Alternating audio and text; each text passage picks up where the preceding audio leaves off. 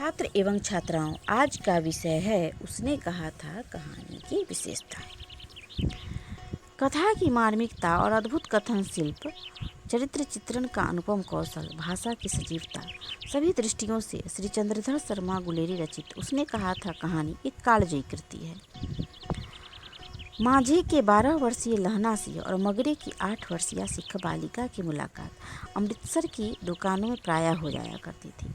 वे दोनों अमृतसर में ही अपने अपने मामा के घर आए थे। 12 वर्षीय लहना अनजाने ही उस लड़की के दैवी रूपवास में पड़ गया था। धत तथा हाँ, कल देखते नहीं, यह रेशम से कढ़ा हुआ सालू। उस लड़की के ये शब्द लहना सिंह को सब तरफ से निराश और असहाय कर गए। फिर भी उसके रूप के सम्मोहन और उसकी आवाज़ की मिठास की याद से लहना का चित्त चंचल हो जाया करता था। एक दिन लहना ने उस लड़की को भीड़ में दबने से बचा लिया था। इस बात को 15 वर्ष बीत गए। उस लड़की का विवाह न जाने कब सरदार हजारा जी से हो जाता है। वह फौज में सूबेदार है। यह एक महज संयोग ही है कि लहना सिंह भी उसी फौज में जमादार के पद पर कार्यरत है। दैव योग से लहना को उस लड़की के पति सरदार हजारा के घर जाने का मौका मिलता है और सरदारिन उसे देखते ही पहचान लेती है। उसकी पुरानी स्मृतियाँ हरी हो उठती हैं। यद्यपि लहना सिंह सब कुछ भूल बैठा था, किंतु वह सरदारिन उसे याद दिलाती है। वह समर क्षेत्र में अपने पति हजारा और पुत्र बोधा के प्राणों की रक्षा करते रहने का वचन लहना सिंह से चाहती है। लहना उसकी इस बात को याद रखता है। बचपन के इस प्रसुप्त प्रेम ने ही जागृत होकर मानो लहना से उसमें शौर्य का संचार कर दिया, जिससे परिचालित होकर हजारा और उसके पुत्र बोधा की रक्षा करता हुआ वह स्वयं रण क्षेत्र में वीर गति को प्राप्त हो जाता है। कथा वस्तु की दृष्टि से यह कथा इतनी ही है, किंतु 25 वर्षों के सुदीर्घ अंतराल का यह सहज लेखकीय लंघन एक नितांत नूतन शिल्प है।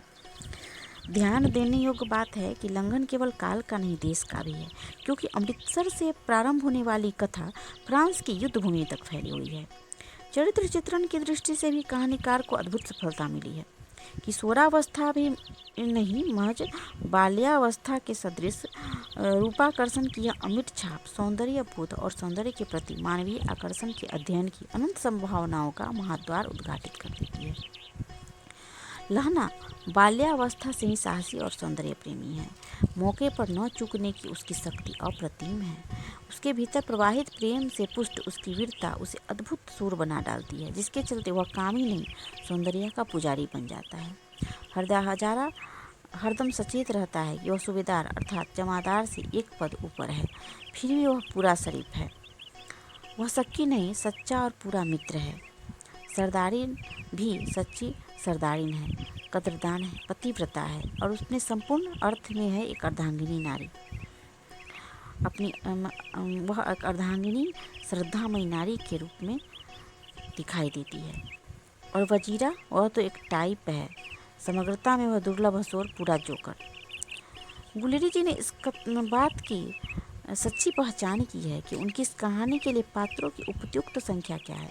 इसलिए पात्रों की असंख्यता की छाप छोड़ते हुए भी कहानीकार ने मात्र उल्लेख्य पात्रों की चर्चा की है।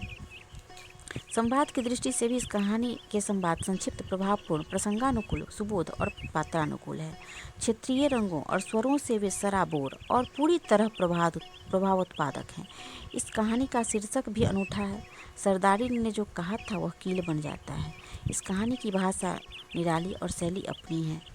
प्रारंभ में सजीव वातावरण की सृष्टि, पात्रों का पाठकों से परिचय, 25 वर्षों के सुदीर्घ अंतराल, संयोग और सौंदर्य बोध की सतत क्रियाशीलता और चिरंतन सौंदर्य पर अपना सर्वस्व समर्पित कर देने की मानवीय वृत्ति, प्रेम की अमरता तथा उसके द्वारा वीरता का पोषण, ग्राम क्षेत्र, भ्रातृ प्रेम, पुत्र प्रेम, कृत के फल भोग की सहज मानवीय लिप्सा, सब कुछ इसमें है, जो एक अनूठे कथा शिल्प में गुथा हुआ है। हजारा के आग्रह करने पर भी लहना का मोर्चे से न हटना और अनजाने यह कह बैठना कि वह पीछे से मुर्दों की गाड़ी पर आ जाएगा, यह अदृष्ट का ही खेल है। लहना को 2 गोलियां लगती है। मूर्छावस्था में पीछे की सारी घटनाएं रील की तरह उसके सामने घूमने लगती हैं। घटनाओं की यह पुनरावृत्ति सबकी बुद्धि की बस की बात नहीं। पूरी कहानी में एक अलौकिक संगीत लहरी है। प्रेम, मानवीय सहानुभूति, उच्च मानवादर्श, वीरता, निस्वार्थ सेवा और पारिवारिक आदर्श प्रेम, सबका भीना भीना मधुर संगीत इस कहानी में सुनाई पड़ता है।